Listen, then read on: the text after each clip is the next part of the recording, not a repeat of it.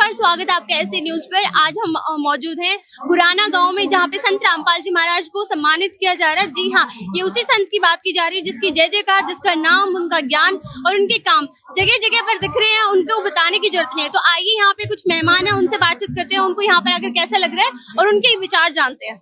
जी, मैं सबसे पहले तो मैं बहुत ज्यादा आभारी हूँ कि मुझे इस उत्सव का, ये जो मानवता के लिए जो उत्सव मनाया गया, उस मसीहा को सम्मानित करने के लिए, जिन्होंने किसानों के लिए इतना बड़ा कदम उठाया जब उनके सारे दरवाजे बंद हो गए थे, वो उम्मीद की किरण बने। उसके लिए मैं बहुत ज्यादा आभारी हूँ कि मुझे इस अवसर का हिस्सा बनने का मौका मिला और अपने विचार रखने का मौका मिला।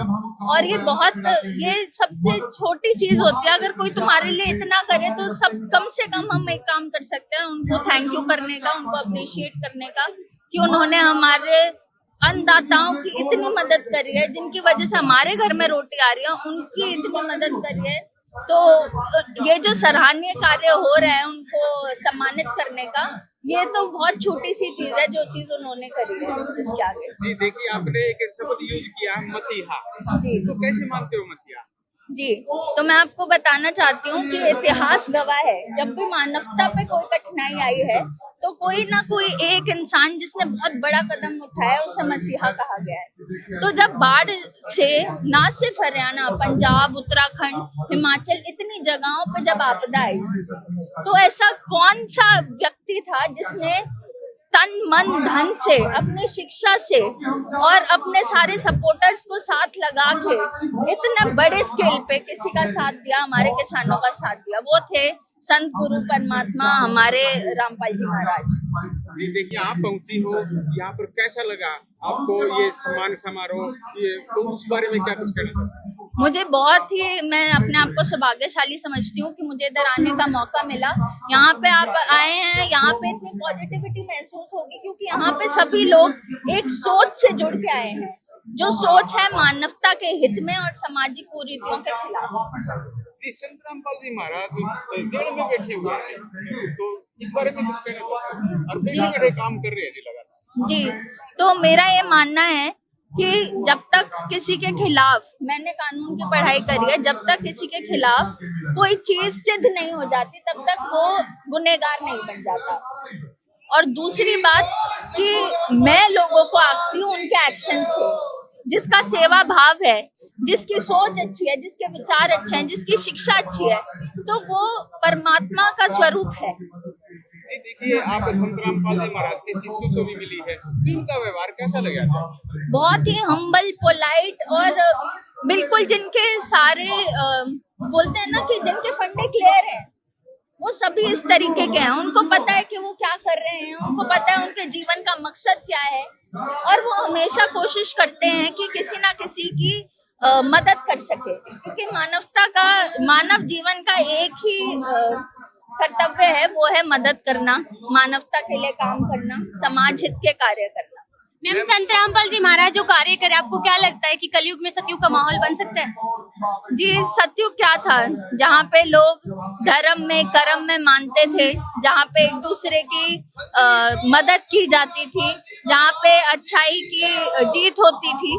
तो अगर हम सभी लोग गुरु जी के मार्ग पे चलेंगे तो हो सकता है कि हाँ, हम सतयुग की तरफ जा रहे हैं। मैम, संत रामपाल जी महाराज बेटियों के लिए दहेज मुक्त विवाह, उन्होंने एक मुहिम चलाई है, स्पेशली एज ए वुमेन। आपका क्या विचार है उसको लेके, क्या कहना चाहेंगे?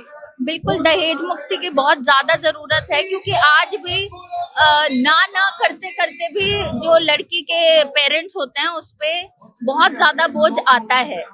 तो लड़कियां बोलते हैं कि लड़कियों को मार देते हैं, लड़के चाहते हैं, वो सिर्फ इसलिए है क्योंकि ये जो दबाव आ रहा है उनके ऊपर, तो अगर इस दबाव को हटाने की कोशिश करी जा रही है, जो दहेज प्रथा चली आ रही है उसको खत्म करने की चीज आ रही है, तो मैं इसके हित में हूँ। देखिए, जब बाढ़ का पानी किसानों के खेतों में पहुंचा था, काफी किसान मिले थे, उन्होंने बताया था कि हम आत्महत्या कर सकते हैं यदि हमारी फसल को नहीं बचाया गया। लेकिन फसल तो नहीं बची, सरकार ने काफी कोशिश की, लेकिन संत रामपाल जी महाराज वहाँ पर पहुंचे और उन्होंने पाइप, पंप सेट, काफी सामान दिया। तो किसानों की जो आत्महत्या का जो आंकड़ा था, यदि संत रामपाल जी महाराज ऐसी मदद नहीं करते, क्या ऐसा आंकड़ा बढ़ सकता था?